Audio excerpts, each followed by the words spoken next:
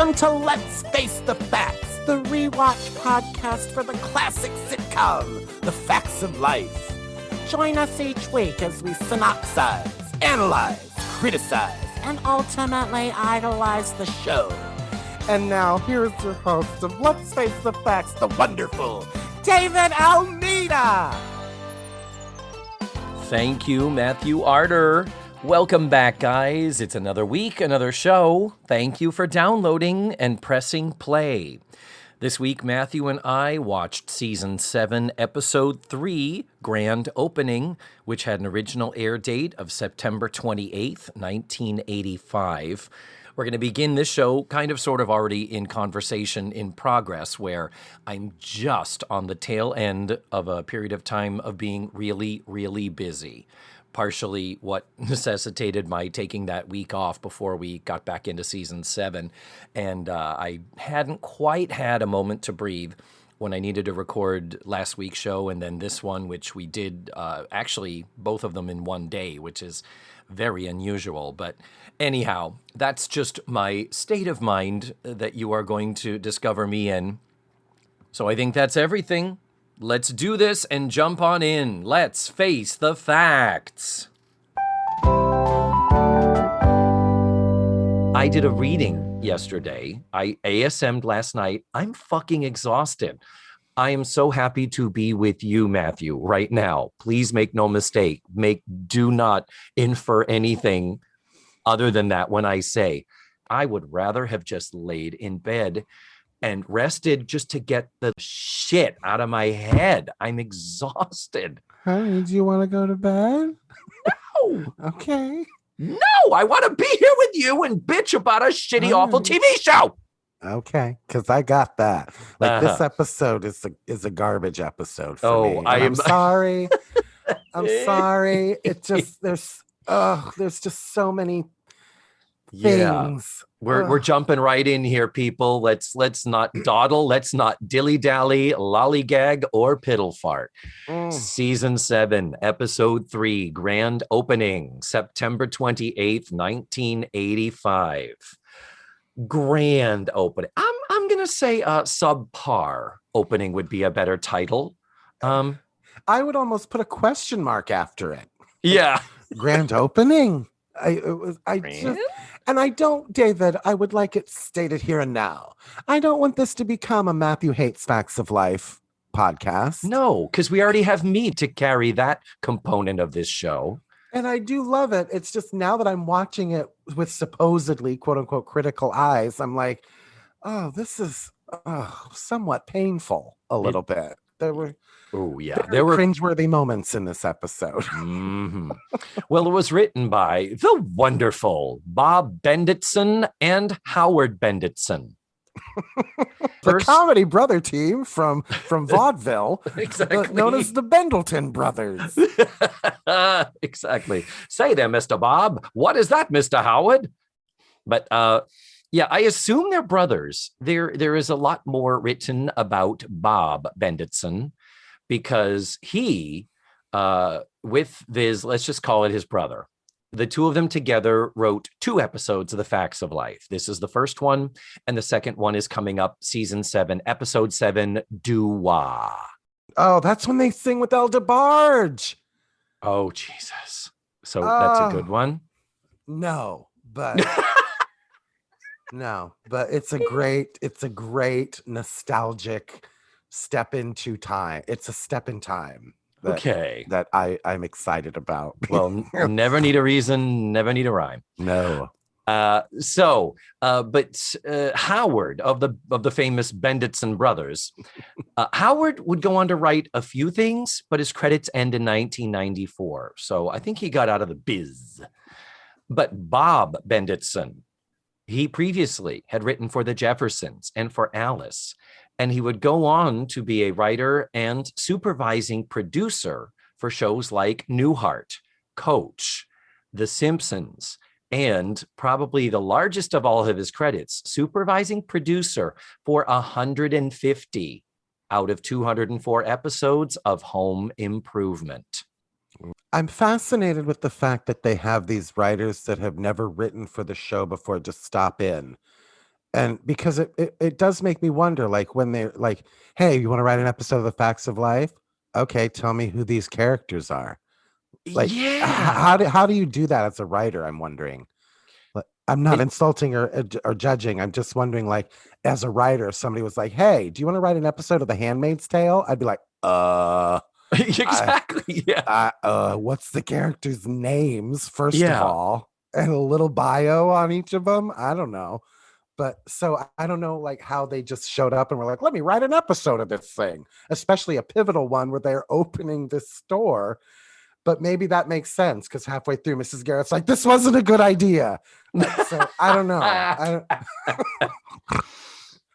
Well, that's it. And the thing is, I would understand how there is the occasional one-off, because there are the people there was a time when you could send in an unsolicited script, like you and I could say, let's write an episode of The Facts of Life, and send it in, and it would actually reach somebody who would look at it, and if it was even halfway good, they might move it on to somebody else. Like it was possible to do that. Nowadays, of course, you do not submit anything without an agent. If you do submit something, they immediately have to throw it away because they're like, we're not getting into legalities with David and Matthew saying, well, that was the idea we sent in 4 years ago. It's like, nope, didn't even crack the envelope, boys.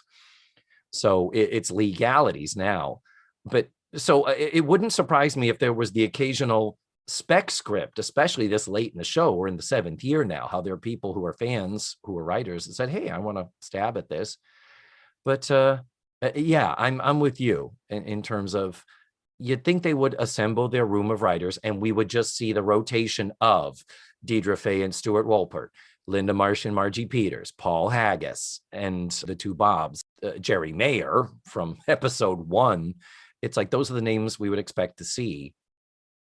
And yeah, maybe they wrote these two with the intent to be with the show a long time. And after the 2 episodes, the network went, we could move you to something else. We think your talents would be best utilized elsewhere. Yes. Well, did I say this was directed by John Boab? Well, it was. We've talked about the writers, talked about the director. Opening credits continue to have little tweaks and changes in that. Still, the Edna's Edibles card. This is the final time we are ever going to see Edna's Edibles. Oh, David. Yeah. Yeah. And now, and in this episode, because we have both Andy and George, we have credits for both Mackenzie Aston and George Clooney. We had one and then the other the last 2 weeks. So now we got a full boat. So, you know what? Instead of doing your putting you on the spot and asking you to do the quick short synopsis, okay, the 2-sentence synopsis, I would like to do more of a 10-sentence synopsis of my own, and then we can just go back and hit on the points. Okay. This was such a dog of an episode. I'm not sure I have it in me to dissect it line by line by line. No, and it's not really worth it to do so. Yeah. But we start off the episode showing us that Edna's that over our heads, we're a new business now. Over our heads is now fully stocked. It now looks as it is going to be.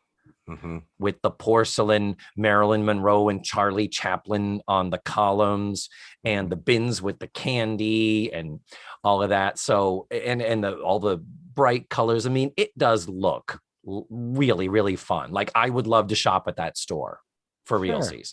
Don't know if I'd buy anything, but I'd love to look around and say, oh, isn't that cool? Oh, that's cool. I'm sure somebody would buy that. I'm not gonna, but so Andy and George are helping out. They're all dressed in sweatshirts.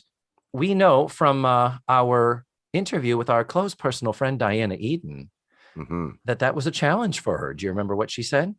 Well, because every girl's shaped differently, and suddenly she's got to put them all in the same sweatshirt.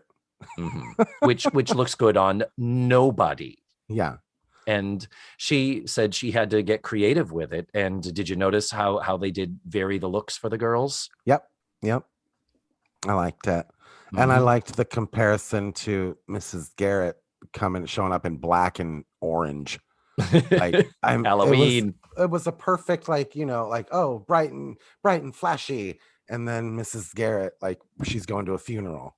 Like, I think it was an interesting choice and the right choice. I agree. I totally agree. But yes, they took the sweatshirts and made them into V-necks, which automatically made them look more feminine. Blair had an Oxford shirt under hers. Tootie has a scarf around her neck.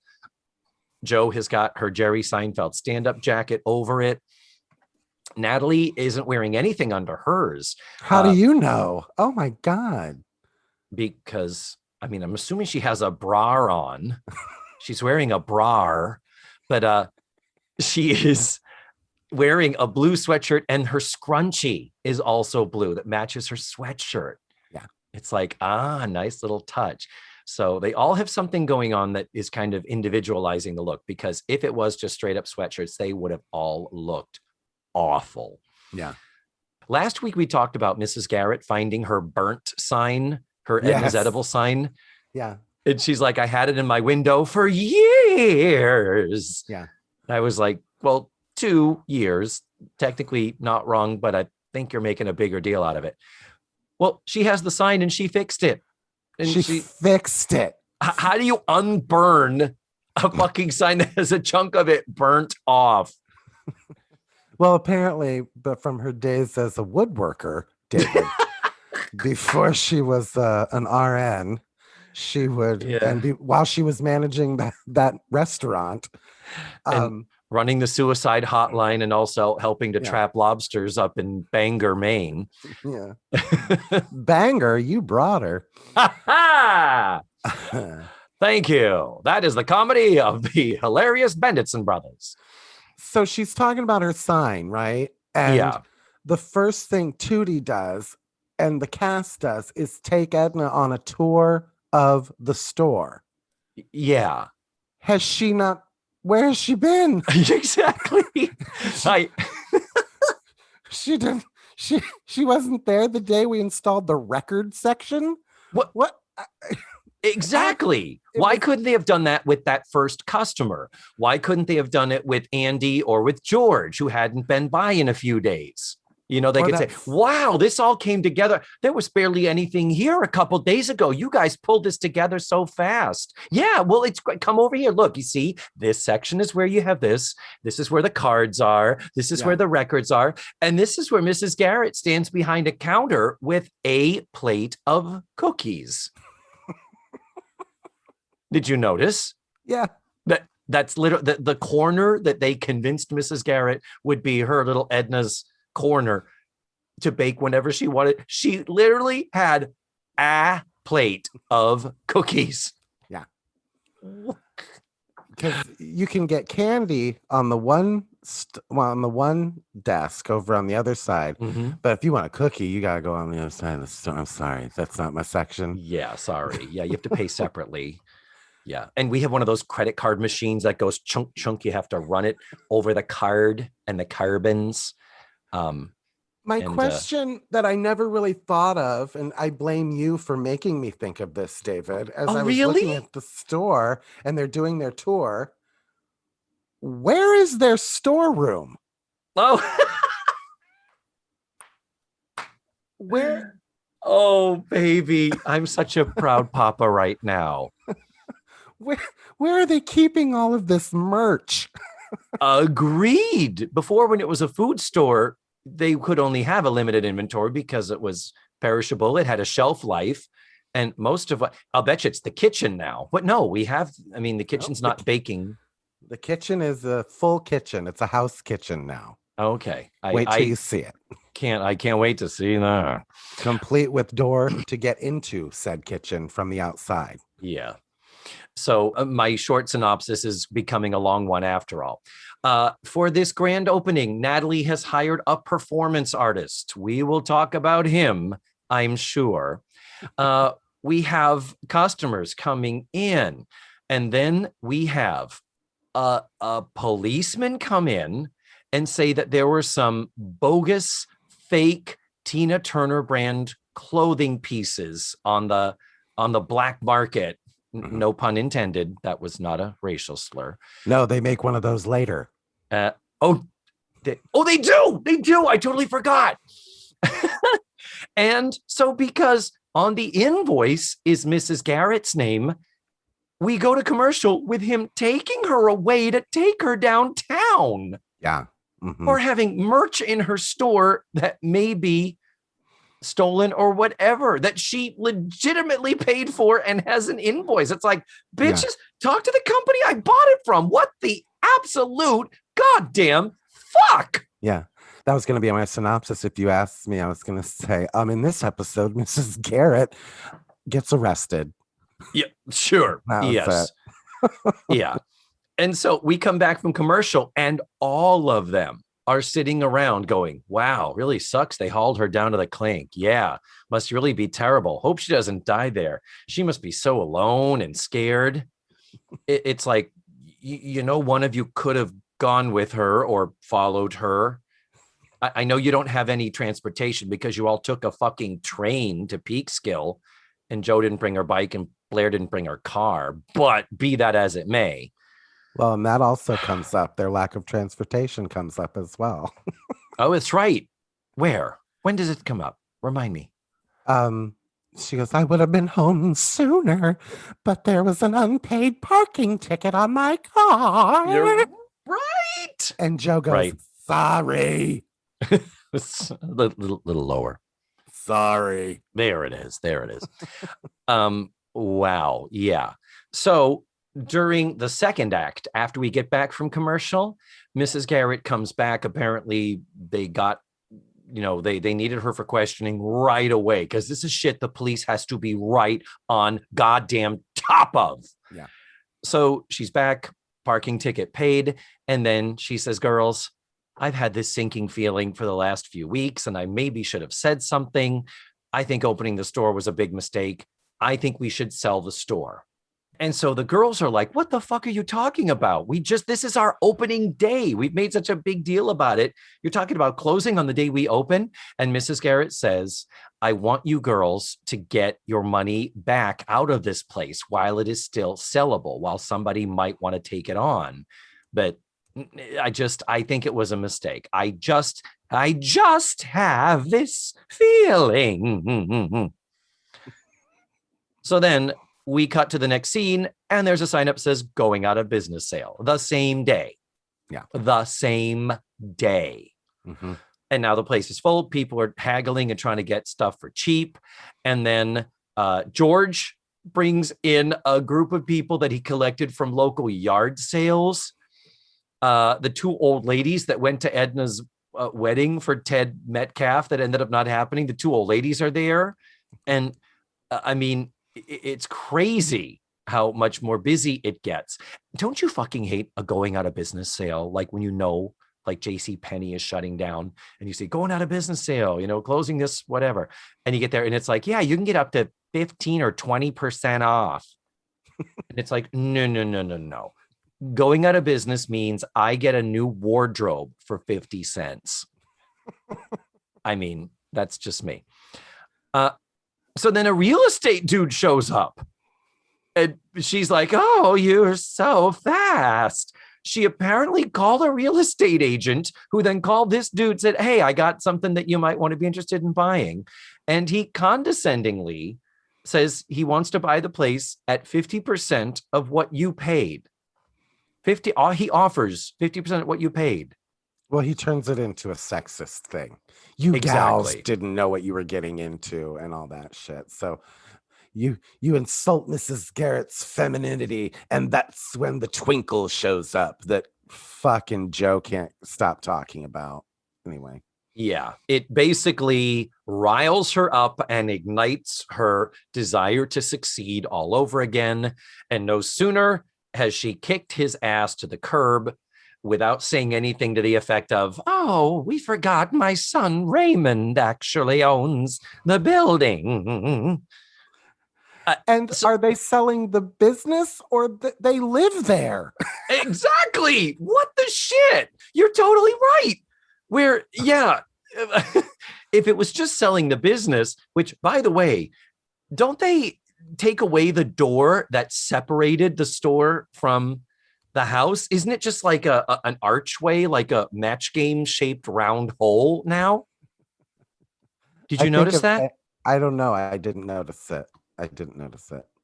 But I know that the doors are there because in later seasons you see them and the doors are just shut. Oh, I didn't actually watch it on my computer. I only watched this once. I took notes while I was watching it the one time because I just had a feeling it was not going to be a double watchable.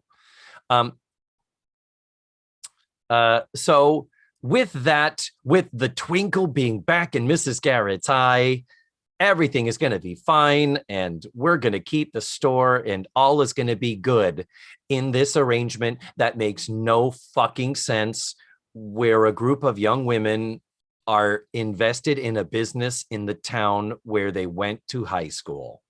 And if we didn't just rub broken glass on your balls, Matthew, and dip them in alcohol, now we're going to end this nightmare with one swift kick to the nuts for you with your favorite thing, a sitcom lie. A sitcom lie. That's right. There's this running gag of this weird statue thing. And what it is it's just like a moldable statue toy sort of a thing. Yeah. I've seen them. It's all little curvy pieces of plastic that rotate next to each other, and you can make it into different shapes. It's just like a fucking toy. So the whole thing of this episode is, well, what is this thing? I don't know. What the hell is it? I don't know. You ordered it. And then woman walks over to the newly twinkling Mrs. Garrett and says, oh, this is interesting. What is this? And what does Mrs. Garrett say, Matthew? That? It's a planter. Yeah, that's it. A planter. Ugh. Soil in here, plants in there. And I'm like, there is nothing there to contain it, but you could put a pot, you could stick a pot in there. But no, yeah, sitcom lying. And my favorite thing ever. But I have a lot of things that, like, almost every one of my notes ends with a question mark. I'd like that known. Okay, well then let's do this, because I'm always the one leading. I'm always the one synopsizing, doing the talking. I do want to talk about the racist comment that does come up because I didn't understand it. And so it's when the old ladies come in initially. The old ladies say, we're here because we love your quiche. And Edna's like, I don't do that anymore. We're not that kind of store. But I had these cookies. And then they say, oh, great. And they walk away with the whole plate. So now Edna has nothing to sell. Then they come back later and they say, oh, your cookies were terrific. They're the best cookies I ever had. And you realize that's all code, right? They're there to buy drugs. The old women are there to buy drugs, David. I don't know how you didn't pick up on this. And they're confused that their dispensary basically has gone out of business. Yeah. Oh, we don't do that anymore. The lady's like, what the fuck? I need my Oxy. I need... She comes back in and says, those cookies were the best I ever tasted. And she said, her friend said, almost as good as that famous black man. Yeah. Yeah. What am I missing? I'm assuming Famous Amos. Famous Amos cookies. Oh, shit. Is Famous Amos cookies supposed to be Amos and Andy? I don't think so. I think it's a really far stretching joke. Okay. Famous Amos, that famous black man, like she's confused the two. Yeah. You know? Well, let's see. The Famous Amos Cookie Company was born in Tallahassee, Florida. Oh, shit. This is probably not going to be good. We're already in trouble if it started here in Florida. July 1st, 1936. In 1948, he moved to New York City. Wally Amos is African-American. then maybe it isn't an Amos and Andy joke. Maybe she's just like that. She couldn't remember his name, that famous black man. I had no idea that famous Amos Cookies was a black man who is still alive. He's 84 years old. He's still around. Holy shit. He's outlived his own reference on the facts of life. Damn. The people that referenced him aren't even alive anymore. Yes, because these women are in their early 100s, I think. But we love them. And we know that they were at the first wedding, the non-wedding with Ted. We know that they're going to be back for the fucking next wedding next season, which is just hilarious. I love that. So that's all. I wanted to make sure we pointed out the racist comment, but I guess it's not racist. It's just a old white woman with a Southern accent who knows who makes her cookies. I honestly don't think there was any racism intended in it. It's just when you watch it through 2021 eyes, it's like, something's going on there. That famous black man. Oh, I don't know if that's how I would have worded it today. Yeah. Like I might have actually fucking said his name, you know? That famous guy who makes cookies. What? Famous Amos something. They could have anyway. Yeah, but there was a workaround there. Yeah. Other than an old lady saying famous black man, which is always comedy gold. Yeah, always comedy gold. Always. Yeah, always guts. David, my other question is... Okay, I want all your questions, Matthew. Let's start and just go down the fucking list. I want to hear these. Well, we get to see George and his bulge very, very quickly. Yum, yum, yum, yum. And are we trying to establish a joke that George has, like an ongoing catchphrase, if you will? Because in both episodes he's been in, he has delivered this line. I don't want to litter. You know what I mean. Oh, I'm not aware of that. He said it twice. He's like, I come out. I have a piece of garbage. I can't throw it out my window. I don't want to litter. You know what I mean. I end up taking the garbage. And it's like, I don't know if they're trying to make that a catchphrase for him, but he said it in the last episode and he said it in this episode. Yeah, they'd have been better to go with something like, what you talking about, Tootie? My other question, and I mean, I'm not even going to address the performance artist. What in the actual fuck? What I don't even know what these writers were thinking. Like the set is busy enough. We don't need another person in that room. Yeah. And it's a bottle episode. The entire thing takes place in the store. We never go to the house. Yeah. We never go anywhere else. This is all in this one set. And he's a little skinny guy because he's the same height as Mindy Cohn. So he's a little guy. He was 30 when he filmed that. He was 30. Are you talking about the wonderful Douglas Warhit, who had small roles in the movie Christine, Beverly Hills Cop, and played one of those aliens on Star Trek The Next Generation, as did our friend, the wonderful Armin Shimmerman. I was texting with Aaron about that. So it's one of those same, what creature was it I get? It's not the Klingons. It's the... Oh, I have no idea. Yeah, whatever. But yeah, so he was on The Next Generation. But his credits end in 1996. So he got out of the biz or... Yeah. Retreated to the theater or something like that. But he comes in a black body stocking and sunglasses and basically doesn't talk. Until the next act. He says something as he's putting clothes on a line or something. And it's just that awful sitcom writer thing of, if we just make somebody do something weird, we can call a performance art and it's funny. Ha ha. Yeah. And so I didn't get that. But I also didn't get the point of the storyline with their customer, that old man, their first customer who just wants change and then decides to buy a doll, a Cupid doll, which we're making a comeback. He brings it back later on and goes, well, I need to exchange this. The arm is missing. And Tootie's like starting to get frustrated with him. And then she replaces it. And they do a whole bit where Natalie's like, all parts included, slams it on the counter and Yeah. hands it to him. Then he comes back and says, I need to replace this one. It's got an eyeball missing. Yeah. And then comedy's in threes, I guess, because he finally comes back for the third one. And they're like, fine, take our doll. We had framed your dollar because you were our first customer. Just here, take your damn money back. We can't help you anymore. And he goes, no, my granddaughter decided that her little doll needs a friend.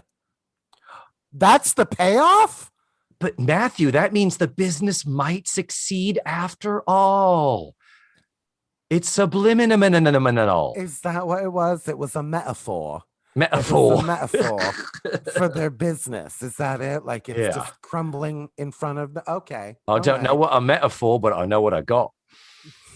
I just remember seeing an interview with Mike Myers for British television, and the interview says, he goes, now when you say monkeys might fly out of your butt, is that a metaphor? And Mike Myers goes, well, monkeys aren't actually gonna fly out of my butt. It's not literal. It's like, what the fuck? Is that a metaphor? So I get it. Okay, if you're gonna look into the two Bobs or whatever, the Benditson brothers, the Bingleheimer brothers. If you think that they were that deep and like, oh, and representing their store will be this Cupid doll that will fall apart halfway. And just, I was like, I didn't understand that whole plot point. I didn't understand it at all unless we were there to learn that Tootie has zero customer service skills. Right, because she was trying to make a speech about the opening of the shop, and he comes to the door, and she like pushes the door and barricades it so the first customer can't come in because she's so damn caught up in her own speech. And the others are, of course, like, Tootie. It's like, you could also walk over, move her physically away from the door and tell her stop being such a little bitch, but just oddly directed that they just stand by and let her do it.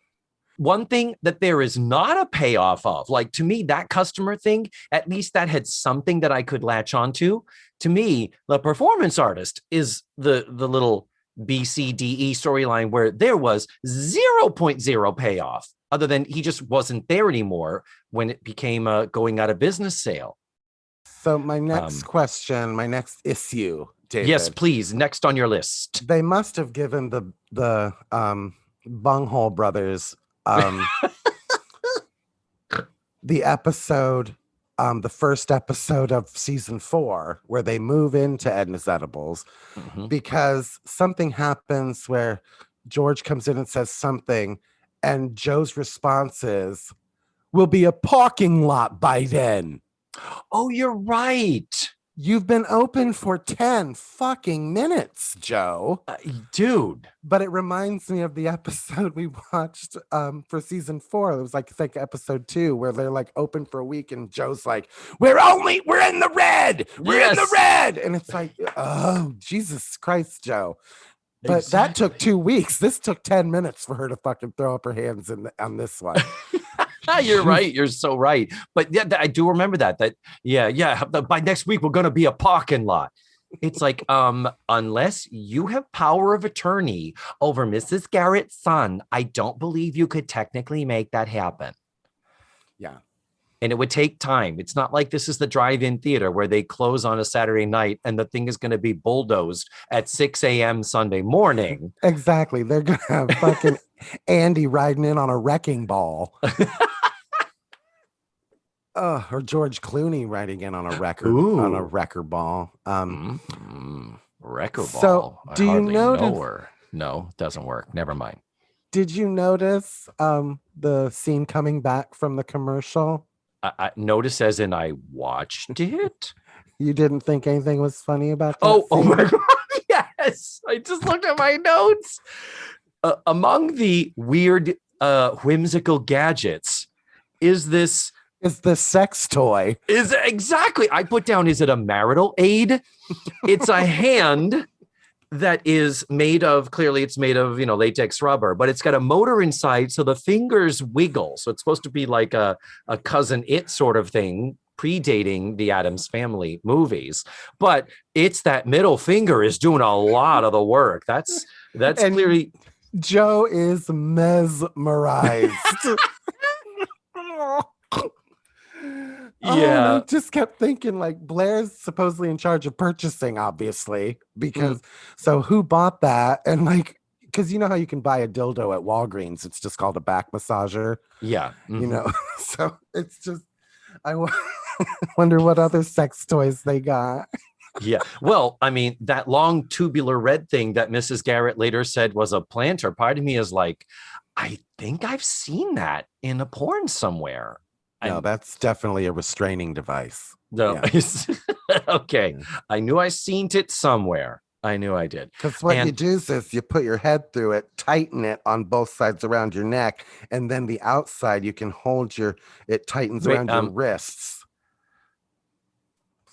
I've heard. Oh, okay. Nice. So what else do you have? Any other questions on your list? I think I've covered everything. Yeah, and that's what Joe said about that wiggly hand, that would just about cover everything. Other than, again, like we've been saying, the real estate agent somehow miraculously shows up. And I don't understand. He's saying, I'll give you 50% of what you paid for it. Again, Raymond owns this building, not you. Yeah. Edna. And we didn't pay for this business or this building. We renovated to repair from a fire. Some of it was insurance money, not all of it. But it is such a convenient, easy blanket sitcom oversimplification device. And just a weird plot twist for them to be selling fake Tina Turner merchandise and an NYPD investigations officer in peak skill just happens to be like on the beat. Like, I don't understand how he's like, oh, there's a shop opening up, I better get over there and make sure they're not selling any of that Tina Turner material. Like, though Mrs. Garrett does say, I like her. Yeah. She's my age. If I were Edna, I would have been like, we're changing that line. Because the joke is Edna looks terrible and Tina Turner looks great. And I would be like, yeah, that's not a joke I'm saying. So, hey, Bumper Stomper brothers, get over here and rewrite this shit. Give me an alt, if you will. Yeah. We need to work that one. Let's punch it up. Here's the other funny thing. Sitcom structure. You typically have the cliffhanger before you go to commercial, the act one ending. This cliffhanger was Mrs. Garrett being taken away by the cop. To me, the much more serious cliffhanger that they should have somehow adjusted the length of the scenes, it should have been, girls, I think this was a big mistake. I'm out. That would have been a great place to end act one. And then when you come back from commercial, we have the going out of business sale. Yeah. I would have loved some type of a thing with Natalie kicking Otto, the performance artist, out with just at the beginning. She's so appreciative and inferring all of this artistic merit on the stupid shit that he's doing. It would be great for Natalie just say, what the fuck? You don't even know what the hell you're doing. Get out of here. And she said she saw him at an avant-garde art gallery in Soho. In Soho. Did she pay for him to travel from New York City to Peaks? She just gave up her airline ticket money so that the store could open. Why in the hell would Natalie have shelled out for that? Nope. I cannot sign off on that. No. A funny joke would have been at the end, like them ending their day or something. Like, oh, we've got it. Because at the end, Joe says, we're $500 in the black. Okay, Joe. Really? Your first day opening after all this renovation that you didn't have enough money for? No, you're not. No. No. I wasn't even there, Joe, and I know you're not. But fuck, what was I gonna say? You were talking about the performance artist. Yeah. The perfect ending would have been them at the end of the day. The doors closed. How'd we do? Joe, we're $500 over. Oh, this is gonna be a good thing. And they walk out, turn off the lights, and the performance artist sits up and's like, wait, I'm still here. Yeah. That would have been the payoff. Like, guys. Hey, can you unlock the door? That would have been the payoff for him. That we forgot about him and then he come. That would have been a great callback. Agreed. That's what I mean. I have a note from the early part of the episode. I have a note that the lighting is terrible. This is a new set and they clearly haven't aimed the lights properly. Notice how every single one of them is in some sort of a shadow. When she says Tina Turner's my age, look at that. That's terrible lighting. She looks awful. Now, in this scene where George Clooney is talking to Natalie about the flyers, he's in shadow. Look at that. And he's casting a shadow on her face. It's like they went to the trouble to light the set and forgot they needed to light the talent. Anyway, I was already noticing that. And then we get to the point when the guy comes over. It's right in the shot when Mrs. Garrett says, don't touch it unless you're buying it. Notice how the color gets saturated and bright on that shot. Right there. Look at how much more color. You see that? Yeah. She looks like an Oompa Loompa all of a sudden. Yeah. And now from here to the end of the episode, look at the whole story, even the things in the background. Look at how much brighter and more saturated the color is. Something happened, something weird where they fucked up the lights in the rehearsal taping, or I should say in the broadcast taping, and realized it too late and fixed it and just figured, oh, we'll hope nobody notices. But to anybody watching, this is the chopped down version that you would see on Daily Motion. It is at 19 minutes and 50 seconds, the wide shot with Mrs. Garrett and the real estate guy. Yeah. That is the color palette saturation level that we have had for this entire episode. And then when it cuts to the close-up of Mrs. Garrett saying, don't touch it, suddenly, boom, it's like we just fucking stepped into the Willy Wonka chocolate factory. Yeah. And I didn't know if you had noticed that. I had not. But it does make me wonder now, like I'm thinking like, oh, they built the set. I wonder if they were like, girl, we got to get an episode out. We don't have the lights up yet. Yeah. Or somebody accidentally left the work lights on and the cameras were absorbing the blue cool work lights. And they stopped for a line flub or a retake or a reshoot. And somebody went, are those supposed to be on? Oh, fuck, no. Tick. And then suddenly, woo, Dorothy, we're not in Kansas anymore. We're in Oz.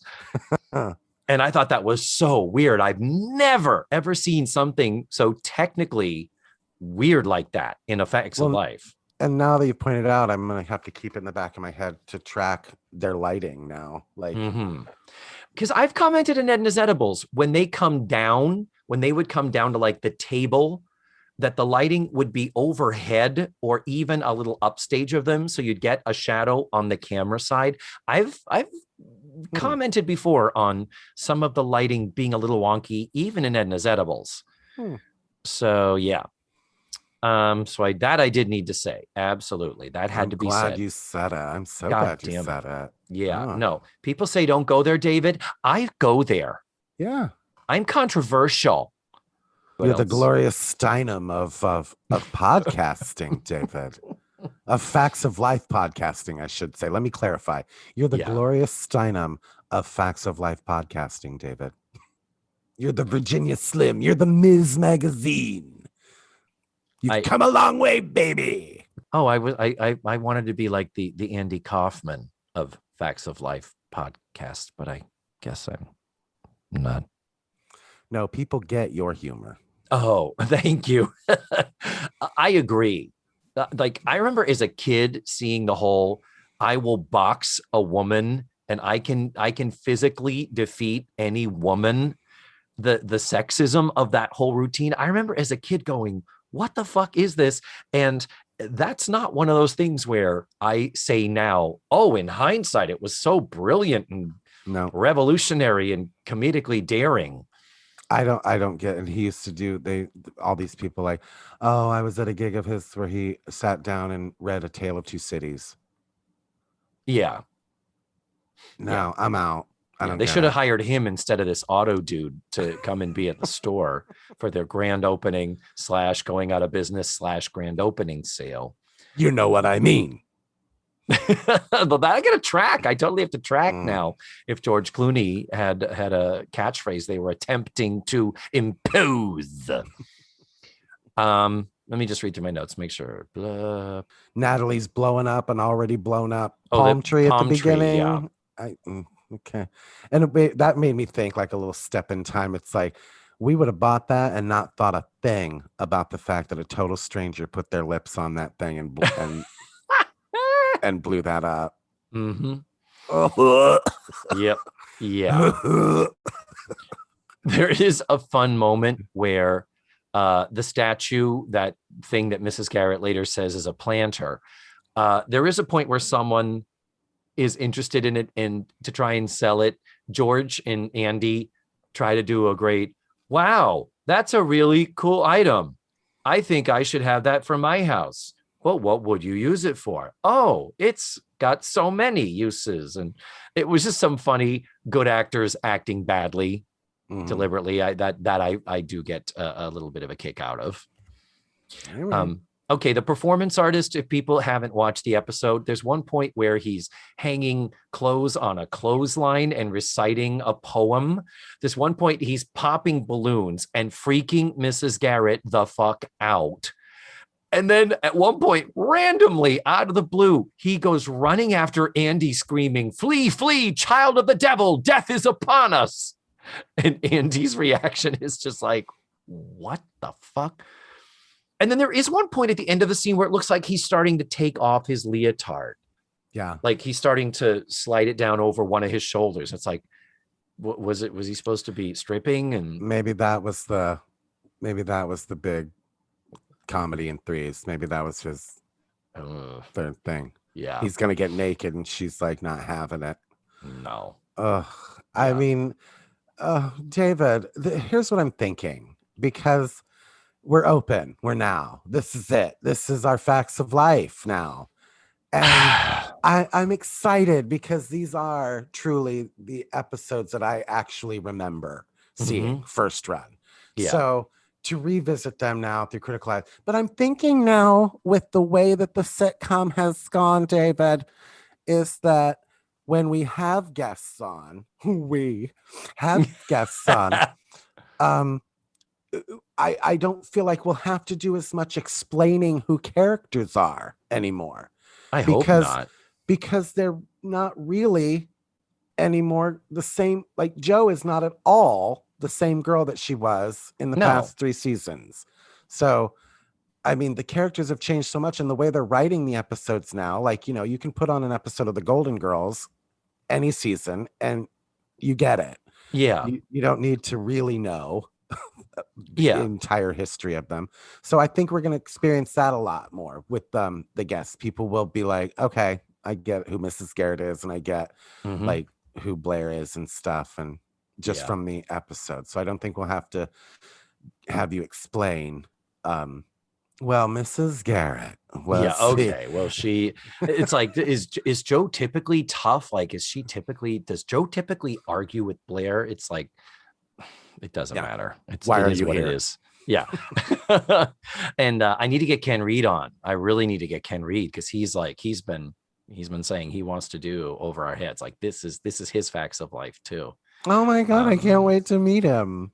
Yeah, it's going to be fun. It's going to be fun. Looking forward, now that we got over this damn hurdle of, okay, could we get the shop open and see what new comedy gold is coming down the pike? What episode are we going to watch next week, David? Next week, Matthew, Teacher. Oh my God, somebody's going to be hot for teacher. Yep, that is the episode. Jo becomes a substitute teacher. And because, Joe loves kids, and Joe's been thinking about going into education. Has she? Did I miss something? It was brought up in the interview show. Okay. And then maybe, yeah. Well, then she said that she worked at a summer camp for kids. On the train while she was talking, Blair's thought balloon knot was, there goes Joe talking about kids and being a teacher again. Like she does that, Joe. Yeah. Okay. So they maybe were setting that up with, okay. I guess. I mean, this does track, I guess. It's a little bit of a gear shift, but at least they stick to it all the way into the Help Center, the Paul Provenza episodes. Unlike Blair's renaissance of, I've got to get back to my art. Mrs. Garrett, I'm enrolling in courses, and Daddy, I don't want to be in the fashion industry. I want to apply for a designer internship at your rival. Or not. Whatever. Do you know who our guest is going to be? I do not. I'm going to be working on getting us some guests. I had to get over this hurdle of extreme busy, and I am over it now, where I can have time to start recruiting a third, so we can do some three-ways again. Oh my God, David. maybe you should call Paul Padilla for our first one, the first three-way. Oh, wouldn't be our first three-way. We've had three-ways with Paul. No, we know where that electric hand is going. Yeah. It would actually be our third, because remember, Paul, we did The Facts of Life Goes to Paris. That was 2 episodes. I think the raw footage was about 7. But then we also did on TV Talkaholics. The 3 of us talked about the Charlotte Rae memoir. Charlotte's Web. No, the Facts of My Life. That would have been a really funny name, though. Because you know how they say, like, the stories. Oh, this is the web I've weaved. That's my story. Yeah. She could have called it Charlotte's Web. And Paul Lynde could have been Templeton. That because wasn't they nice, were besties.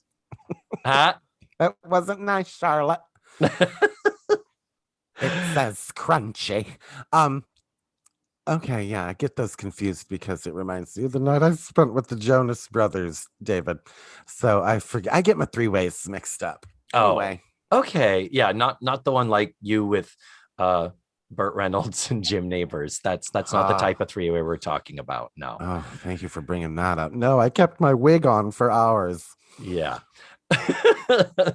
Well, let's sign off, because we've got stuff to do. I've got some editing to do, and we can look forward to doing this again next week, Matthew, with you by my Zoom screen side. Oh, I've got hot girl stuff to do, David. So okay. This has been fun. Bye. I love you. Love you too, sweetie. And there you have it. Only correction I have is that in talking about the hand that had the motor in it that was making the fingers move, I referenced the Addams Family, and I said Cousin It. Of course, I didn't mean Cousin It. Cousin It is the little mountain of hair thing. I was talking about Thing.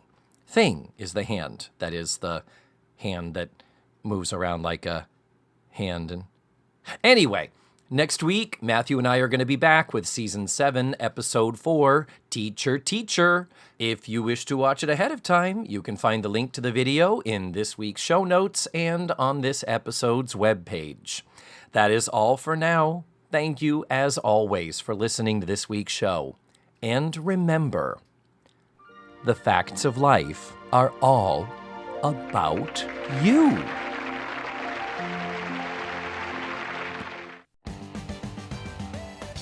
Let's Face the Facts was created, produced, written, hosted, and edited by the wonderful David Almeida. Our theme song was beautifully arranged and recorded by Ned Wilkinson. Please visit FaceTheFactsPod.com for supplemental photos and videos, audio extras, links to social media, and ways that you can support the show. And don't forget to subscribe, rate, and review. This is Matthew Arter saying tune in again next week for another thrilling episode of Let's Face the Facts.